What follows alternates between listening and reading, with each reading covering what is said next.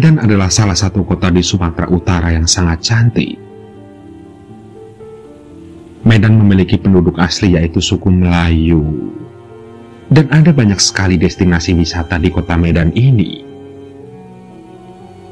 Sebut saja seperti Danau Linting, Danau Siombak, air terjun Sibolangit, Gedung London Sumatera, Istana Maimun, Taman Alam Lumbini, Pantai Pandan, Menara Padang Tele, dan tentunya yang sudah dikenal oleh banyak orang adalah keindahan Danau Toba. Namun, di balik keindahan kota Medan ternyata tersimpan banyak sekali cerita misteri.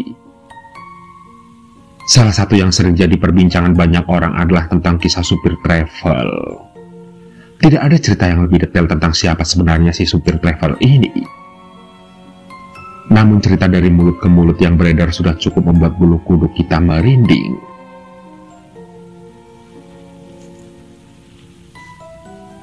Salah satu cerita yang sering jadi perbincangan banyak orang adalah tentang sepasang suami istri yang bisa melakukan perjalanan dengan menempuh jarak yang cukup singkat.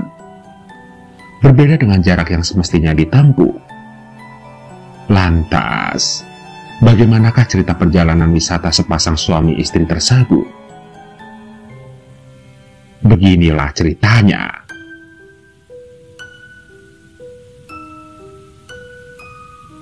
Pada suatu malam terdapatlah sepasang suami istri yang ingin melakukan perjalanan dari Medan ke Singkarak. Normalnya perjalanan dari Medan ke Singkarak itu membutuhkan waktu sekitar 2 hari. Dan tepat pukul 15.00 sepasang suami istri tersebut bertolak dari rumahnya untuk mencari bus. Lantas, mereka berdua pun menunggu tanpa membawa bekal makanan. 2 jam sudah mereka menunggu, tetapi ternyata tidak ada satu bus yang melintas di hadapannya. Bahkan sampai menjelang maghrib pun tidak ada satupun bis yang lewat di depannya. Hingga sepasang suami istri tersebut sudah lelah menunggu. Dan meskipun sedang merasa lelah, akhirnya mereka tetap menunggu sampai ada bis yang datang. Sementara waktu semakin beranjak malam dan suasana pun semakin mencekam. Sepasang suami istri itu sudah mulai menyerah.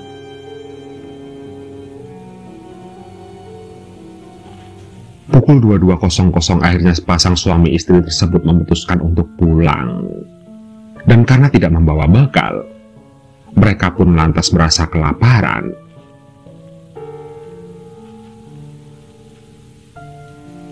"Bagaimana, Bu?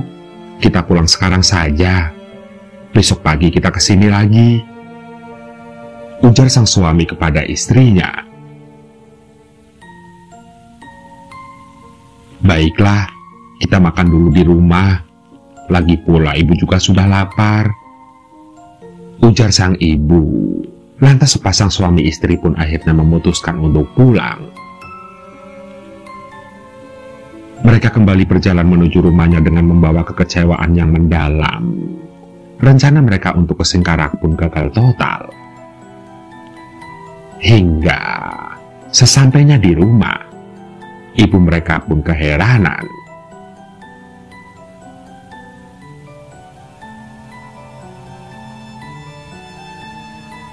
"Loh, kenapa kalian balik lagi?" tanya ibu. "Sedari tadi belum dapat bis, Bu," jawab sang istri. "Kami bermaksud pulang sebentar untuk makan." Namun belum sempat sepasang suami istri masuk ke dalam rumah, tiba-tiba saja ada sebuah bis yang berhenti tepat di depannya. Sontak, mereka berdua kegirangan. Bagaimana tidak? Bis yang mereka tunggu-tunggu akhirnya tiba di depan matanya. Namun sang ibu merasa ada sesuatu yang aneh, karena tidak biasanya ada mobil travel yang berhenti di depan rumahnya. "Loh, kenapa bisa ada bis di sini? Tidak biasanya ada bis yang melintas di depan rumah kita," ucap sang ibu. Namun, sang anak membalasnya dengan senyuman.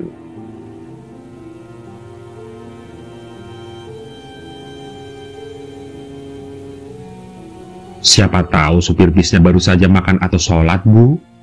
Kan tidak ada musola di pinggir jalan, jawab si istri. Sang ibu merasa bahwa alasan yang disampaikan oleh anaknya itu masuk akal. Lantas sang ibu mengantarkan anaknya untuk masuk ke dalam bis tersebut. Dan sebab masih merasa ada sesuatu yang aneh dengan bis itu, maka sang ibu pun memutuskan untuk mencatat nomor plat bis yang akan membawa anak dan menantunya menuju Singkarak.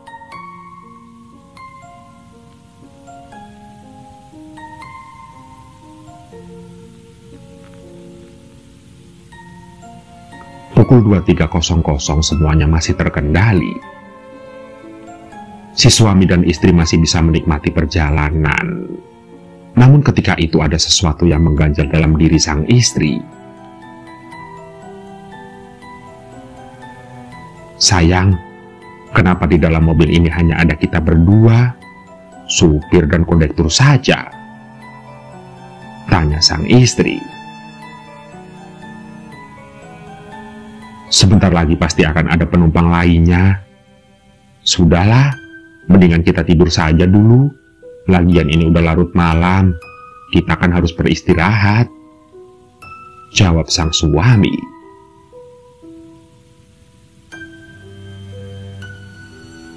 Sang istri pun mengangguk, dan benar saja, karena kelelahan akhirnya keduanya pun tertidur. Namun ternyata sang istri tetap merasa ada sesuatu yang mengganjal.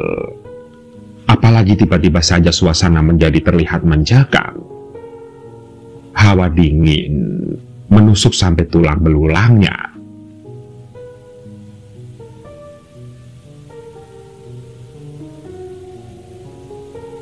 Sang istri pun membuka matanya sedikit.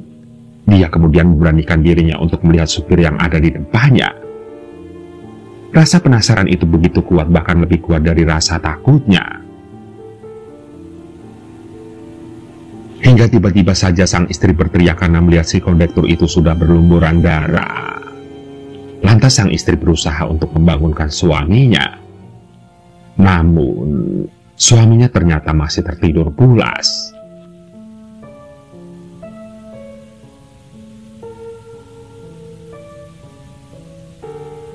Suasana semakin mencekam ketika si supir itu menghentikan bisnya.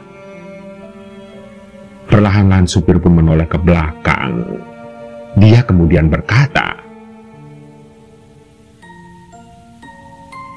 "Sudah sampai, Bu?" ujarnya.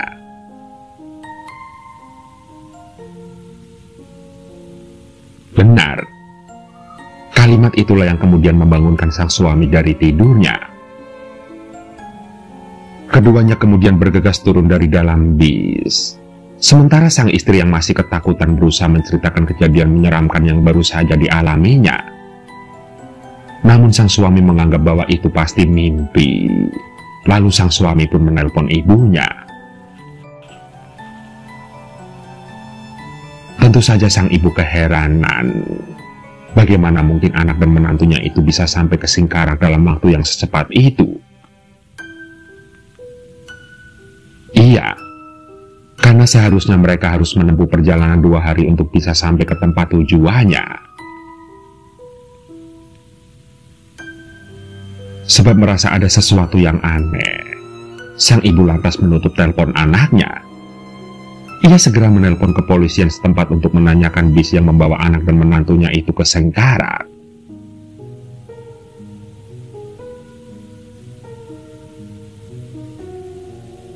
Oh, nomor bis yang ibu maksud beberapa hari yang lalu masuk ke jurang di Singkarak. Supir dan kondekturnya meninggal di tempat, ujar sang polisi.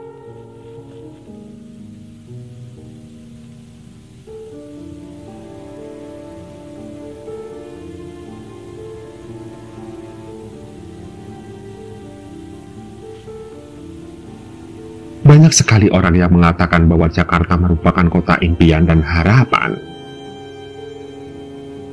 Di Jakarta ini tidak sedikit orang mencoba mewujudkan impiannya. Ada beberapa orang yang merasa bahwa ketika mereka berada di Jakarta, maka akan ada banyak sekali peluang kerja bagi mereka. Tentunya peluang kerja yang menawarkan gaji yang menarik.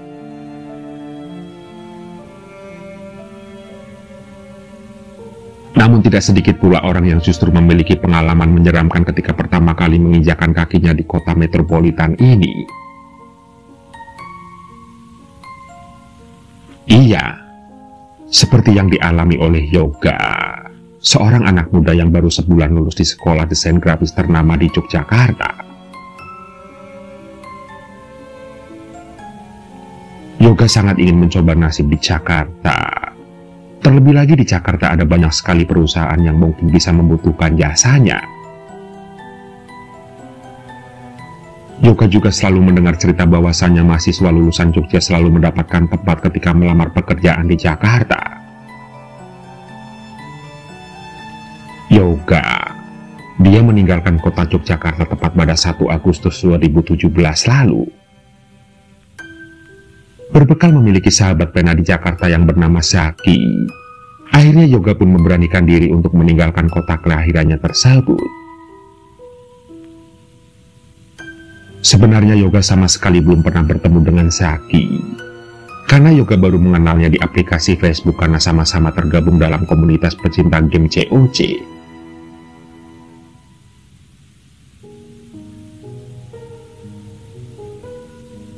Singkat cerita, kedatangan Yoga pun disambut hangat oleh kedua orang tua Zaki.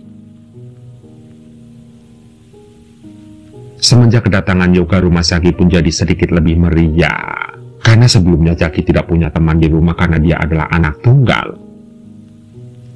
Dan semenjak kehadiran Yoga inilah Zaki jadi punya teman dalam beraktivitas.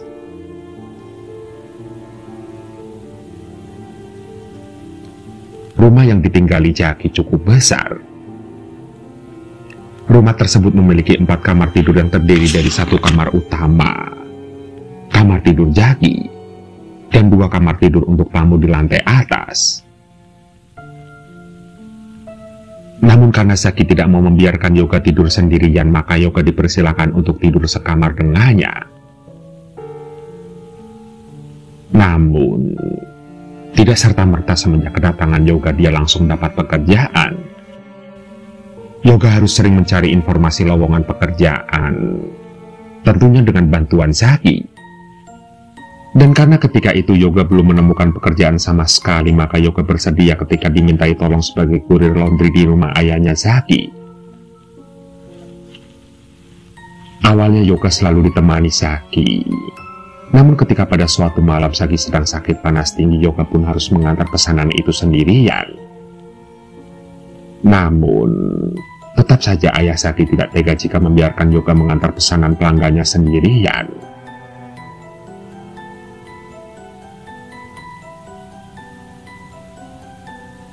"Yoga, kamu mau antar pesanan ini nanti malam?" tanya ayah Zaki.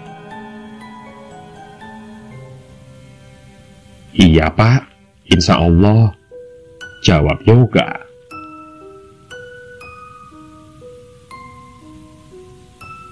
"Kamu berani? Kalau tersesat gimana?" tanya ayah Zaki. "Kan ada Google Map Pak, insya Allah saya bisa," ucap Yoga lagi.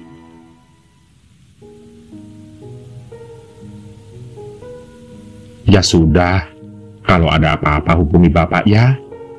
Atau enggak chat aja Zaki, enggak apa-apa kok," jawab bapaknya Zaki.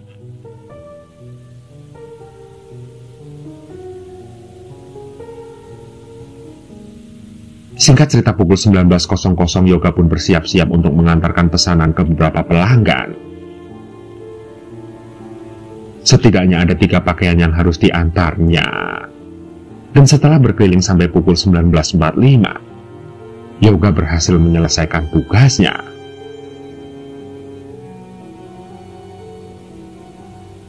Namun ketika itu Yoga tersadar bahwa dia belum mengerjakan sholat Isya. Akhirnya Yoga pun memberanikan diri untuk mencari masjid. Yoga takut semisal dia kelelahan dan lupa tidak mengerjakan sholat Isya. jalanan. Ketika itu cukup ramai sehingga Yoga agak kesusahan untuk menyeberang ke sisi kanan jalan. Dan akhirnya Yoga pun memutuskan untuk sholat Isya di Masjid Bung Hatta.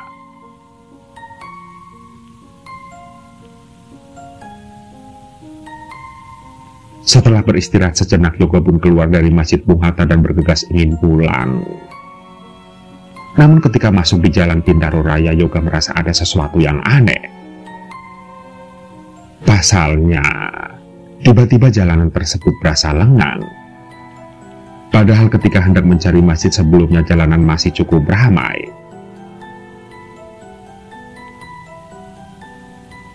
Tiba-tiba Yoga dikejutkan dengan seorang anak kecil yang berusia sekitar 8 atau 10 tahun sedang melambaikan tangan ke arah motornya. Yoga pun lantas bergegas menghentikan motor. Anak kecil tersebut hanya mengenakan kaos berwarna putih yang sudah kusam, sedangkan celananya berwarna hitam. Sementara kening si anak tersebut tertutupi poninya.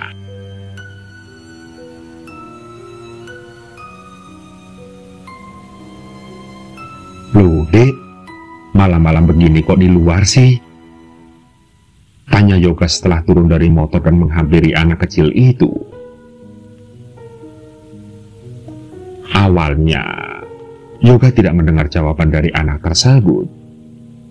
Dan Yoga beranggapan bahwa mungkin saja anak tersebut tunawicara atau tidak dapat berbicara.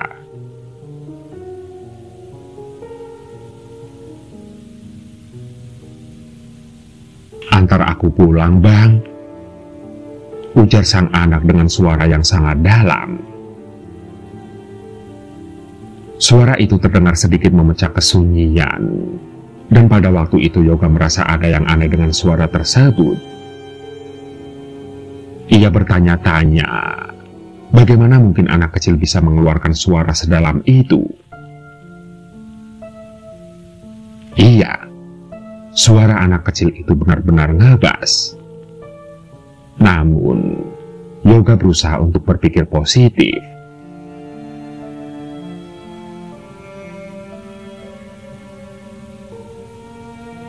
"Rumah adik di mana?" tanya Yoga.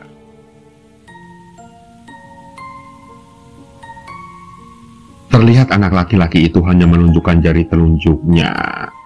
Saat itu Yoga agak kebingungan. Dia ingin sekali mengantar anak kecil itu, tapi sang anak tidak memakai helm. Apakah akan aman-aman saja? Tapi, bagaimana jika ada polisi? Yoga kemudian bergegas kembali naik ke motornya. Yoga terus ingat ketika dia berada di Yogyakarta biasanya tidak ada patroli polisi di malam hari. Namun, Yoga kembali berpikir, itu kan Jogja, kalau Jakarta bagaimana ya? Tanyanya dalam hati. Dan disinilah Yoga merasa ada sesuatu yang janggal. Dia tidak merasa bahwa anak kecil itu sudah naik. Tapi ketika Yoga melihat ke arah kaca spion motornya, anak kecil itu sudah ada di belakangnya.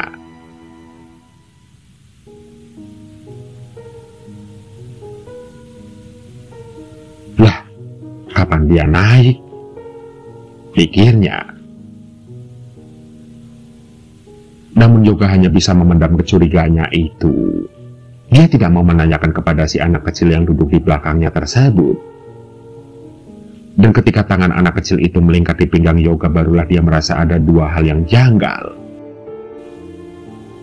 Pertama, bagaimana mungkin anak kecil itu bisa tidak pakai jaket padahal hawa malam itu begitu dingin?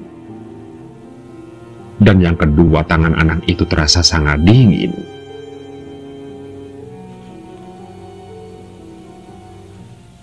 Lantas leher Yoga pun mendadak dingin. Terasa ada hawa dingin yang luar biasa besar berhembus di belakangnya. Namun, kali ini Yoga harus memberanikan diri. Dia harus pulang dengan selamat, mengingat motor itu bukanlah motornya.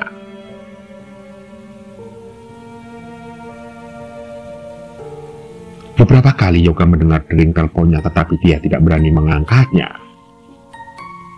Yoga, dia tidak mau menanggung resiko kecelakaan di jalan karena bermain telepon genggam. Ingat, ini bukan motor kamu, Yoga. Jangan ngebut dan jangan main ponsel, ucapnya dalam hati. Meskipun Yoga tahu kemungkinan besar telepon itu berasal dari Jaki ataupun ayah Jaki, tapi tetap saja Yoga tidak mau mengangkat panggilan itu. Lantas, Yoga kembali melanjutkan perjalanannya dan kali ini dia sudah memasuki gapura TPU Tanah Kusir.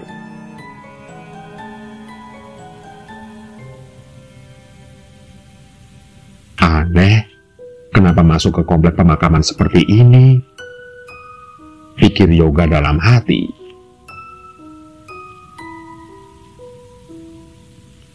Namun Yoga hanya bisa berbaik sangka.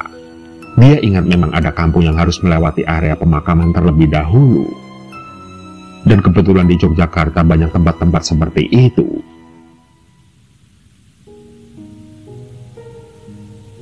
Dek, nanti tepuk bahu kanan kakak kalau belok kanan, atau tepuk bahu kiri kakak kalau belok kiri ya, ujar Yoga.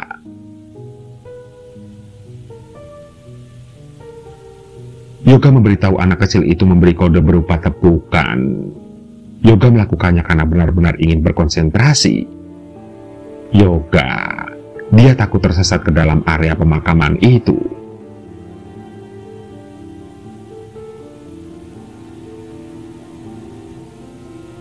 Singkat cerita, akhirnya anak kecil itu menepuk bahu kiri Yoga dan ia pun berbelok ke kiri. Nampak di depan Yoga terdapat perkampungan kecil. Lantas Yoga pun bersyukur, karena setidaknya dia sudah keluar dari area pemakaman itu.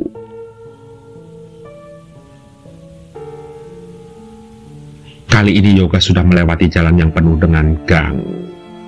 Setidaknya ada 4 gang di area tersebut. Lantas Yoga yang belum mendapatkan kode berupa tepukan pun kemudian bertanya,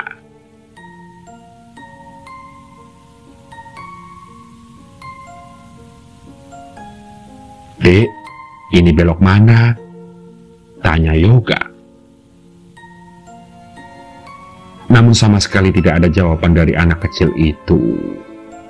Dan disinilah Yoga kembali merasa ada sesuatu yang aneh. Benar.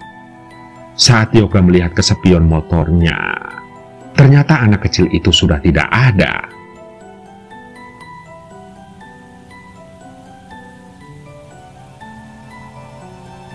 Lah, turun di mana bocah itu? Apa dia terjatuh ya? Tanya Yoga dalam hati. Lantas, Yoga pun menghentikan motornya dan turun sejenak. Ketika dia menoleh ke belakang, anak kecil itu sudah tidak ada. Bahkan Yoga terkejut bukan main ketika melihat pemandangan di hadapannya itu berubah. Komplek perkampungan yang tadi dilihatnya kini berubah menjadi area pemakaman. Yoga kemudian membalikkan badannya ke depan. Kembali dia terkejut karena apa yang ada di hadapannya juga beberapa batu nisan. Yoga sendirian. Hanya kesunyian malam dan suara serangga malam yang menemaninya kala itu.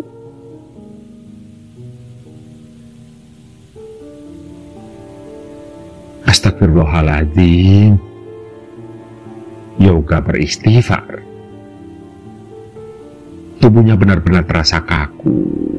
Yoga tidak bisa berbuat apa-apa. Yoga hanya bisa berdiam diri untuk beberapa waktu lamanya. Hingga tidak berapa lama kemudian ada seseorang yang menepuk bahu Yoga.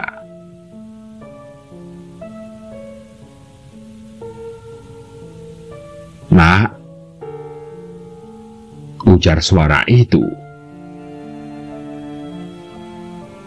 Yoga membalikkan badannya, dan ternyata yang ada di belakangnya itu adalah seorang penjual bakso.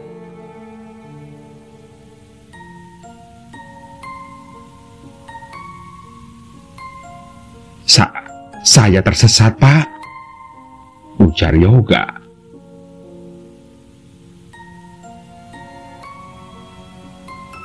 Tersesat atau disesatkan, ujar penjual bakso itu. Ia berusaha menebak, dan akhirnya Yoga pun menceritakan pengalaman buruk yang baru saja menimpanya itu.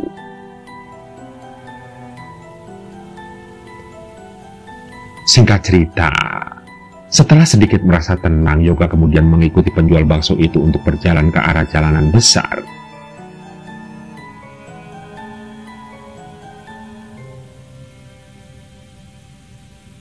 Hati-hati, nak, jangan sampai tersesat lagi, ujar si penjual bakso.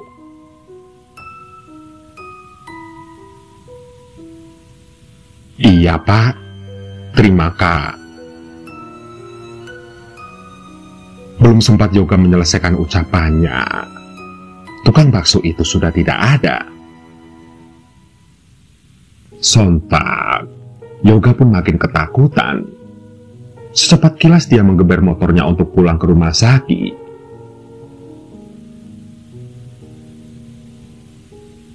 Sesampainya di rumah Zaki, Yoga sudah ditunggu oleh ayahnya Zaki. Yoga kemudian kembali bercerita bahwa dia baru saja tersesat di Taman Pemakaman Umum Tanah Kusir.